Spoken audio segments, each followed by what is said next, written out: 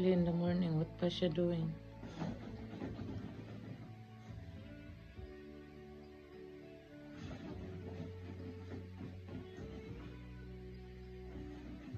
Ang kinit-kit niya doon yung yung habol.